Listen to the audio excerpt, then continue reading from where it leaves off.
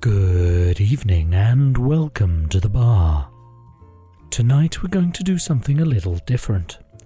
I'm not going to mix you a particular cocktail, but instead walk you through one particular spirit. And what better spirit to start with than gin? Before there was gin, the Dutch distilled another juniper-based spirit known as Jenever. In English you might call this Jenever or Jenever. You can still buy it today in both an old style and a more modern style that is closer to gin. This drink was originally given to Dutch troops as a medicinal ration and gained popularity among English troops when fighting Louis XIV of France. By the time William of Orange became King of England, a shorter name, gin, was being used by the English soldiers. It is also responsible for the term Dutch courage, as a shot of Jenever before battle gave the Dutch soldiers courage to fight. It was in London, though, that gin found its home. With lax distillation laws in the late 17th and early 18th centuries, the British capital experienced a gin craze, and London dry gin was eventually born. Cheap, readily available gin led to drunkenness in the streets, as well as underage drinking. As gin fully took its hold, gin joints allowed women to drink alongside men, and it was thought that this led to mothers abandoning their children and earning it the nickname Mother's Ruin. At this point, the equivalent consumption was 2 pints of gin for every Londoner. William Hogarth created a set of prints called Beer Street and Gin Lane at this time to showcase the evil of gin compared to the happiness of beer. The continuing gin craze was having negative effects on the local populace, with rising crime and violence leading to a movement to stop the prevalence of gin. The following poem, by Townley, was presented with the print to help convince people to change the law. Gin, cursed with fury fraught, makes human race a prey. It enters by a deadly draught and steals our life away. Virtue and truth, driven to despair, its rage compels to fly, but cherishes with hellish care theft, murder, perjury. Damned cup that on the victuals preys, that liquid fire contains, which madness to the heart conveys, and rolls it through the veins. To crack down on the evils of gin, the government tried passing multiple laws. It wasn't until the so-called Gin Act in 1751 that they managed to curtail the problem. It prohibited selling to unlicensed merchants and put restrictions and high prices on retail licenses.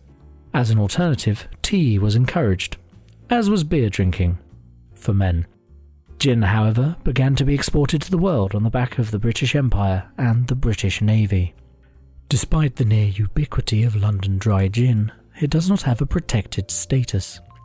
EU laws around London gin are very specific on both the purity of the alcohol, 96% alcohol by volume initially, and then only from agricultural products, and it must also have a minimum ABV of 37.5% in the end product.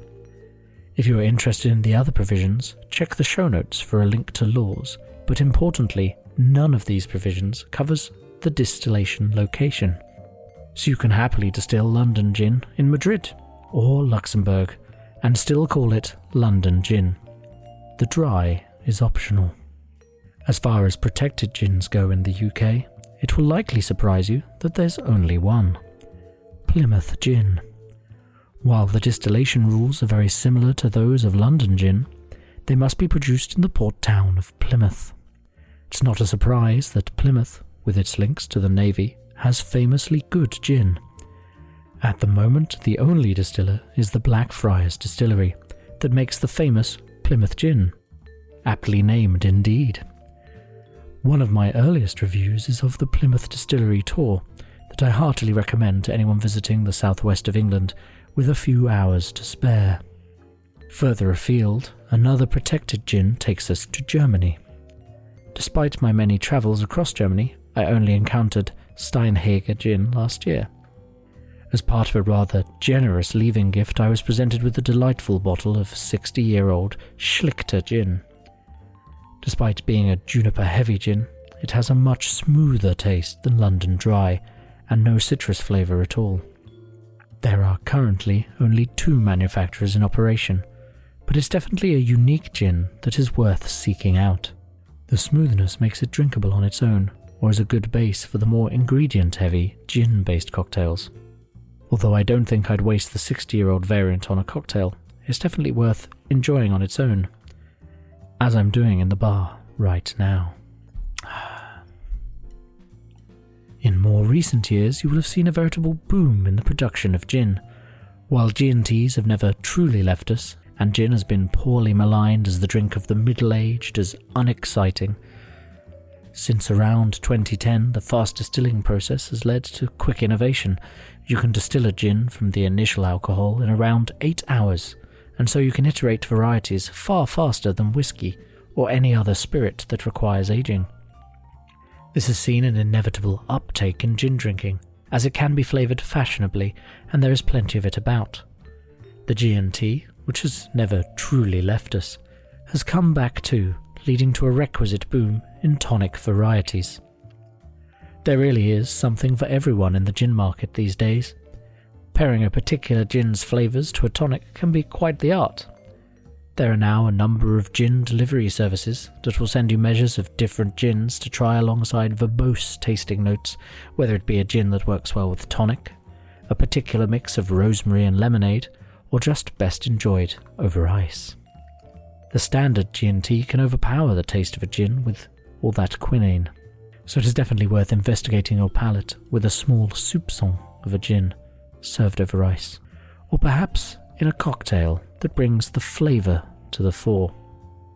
Which brings us to the Humble Martini. A perfect martini should be made by filling a glass with gin, then waving it in the general direction of Italy. Noel Coward. If you do want a cocktail to showcase your favourite gin, you can't go far wrong with the martini, traditionally a mixture of gin and vermouth that is stirred, not shaken, Mr. Bond. You can limit the vermouth to ensure that you can enjoy the taste of your unique, modern gin. Now, don't get me wrong, a gin and tonic is another excellent libation, but you need to carefully match that tonic to the gin. If you really want to bring the gin to the fore, the martini is the way to go. Although I suppose you could just drink neat gin, as we've discussed. I might recommend that you at least do that on the rocks, though. And at that point, you're surely just an olive away from an Noel Coward martini. Might as well hedge your bets and enjoy a martini mixed masterfully at the bar for you. I hope you've enjoyed this visit to the bar, as I describe the history of a particular spirit in detail. Join me next time for your regularly scheduled programming, where I'll be discussing that very martini and how to make one. See you then.